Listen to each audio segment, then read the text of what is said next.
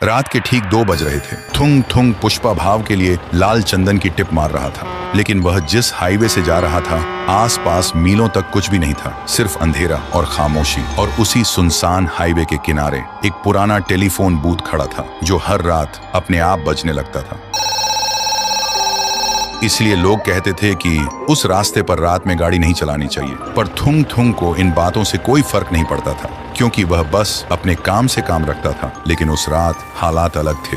अचानक तेज बारिश शुरू हो गई थी और ठीक तभी उसी टेलीफोन बूथ के सामने थुंग थुंग के ट्रक का इंजन बंद पड़ गया और तभी उस बूथ के अंदर से टेलीफोन जोर जोर से बजने लगा। थुंग थुंग ने आवाज सुनी पर इग्नोर कर दिया। बारिश रुक चुकी थी, लेकिन घंटी रुकने का नाम ही नहीं ले रही थी। ऐसा लग रहा था जैसे कोई बहुत बेचैनी से फोन उठने का इंतजार कर रहा हो। फिर थुंग थुंग गुस्से में गाड़ी से उतरा और सीधा बूथ के अंदर घुस गया। अंदर आते ही गुस्से में फोन उठाया और बोला, कौन है बे आधी रात को? लेकिन दूसरी तरफ सिर्फ सन्नाटा था। फिर एक छोटी सी कांपती हुई बच्ची की आवाज आई, पापा आप कब आओगे? मुझे अकेले बहुत डर लग रहा है। ये सुनते ही थुंग थुंग जम सा गया। उसके पैरों तले जमीन खिसक गई, क्योंकि वह आवाज उसकी 6 साल की बेटी की थी। उसका गला सूख गया। वह कांपते हुए बोला, बेटी तू इतनी रात को जाग रही है? तेरी माँ कहाँ है? बेटी सिसकते हुए बोली, माँ रो रही है पापा। आज आपका बर्थडे है ना? सब कहते हैं आप हमें छोड़ गए, पर मुझे पता था आप मेरा कॉल जरूर उठाओगे। ये सुनते ही थुंग थुंग के दिमाग में एक जोर का झटका लगा, जैसे वक्त एक पल के लिए रुक गया हो और फिर उसके दिमाग में पिछली तस्वीरें चलने लगी। तेज बारिश, यही हाईवे, ट्रक के ब्रेक्स फेल होना और एक भयानक टक्कर।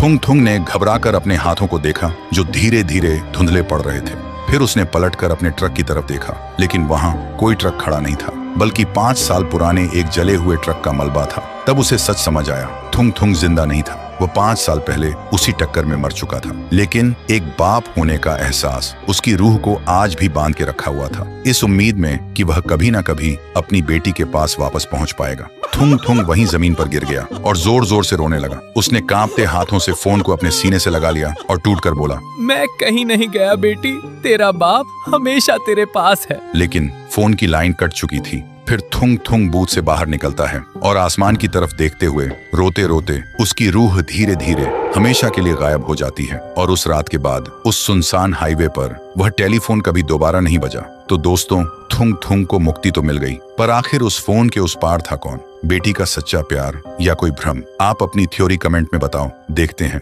किसका दिमाग सबसे तेज चलता है।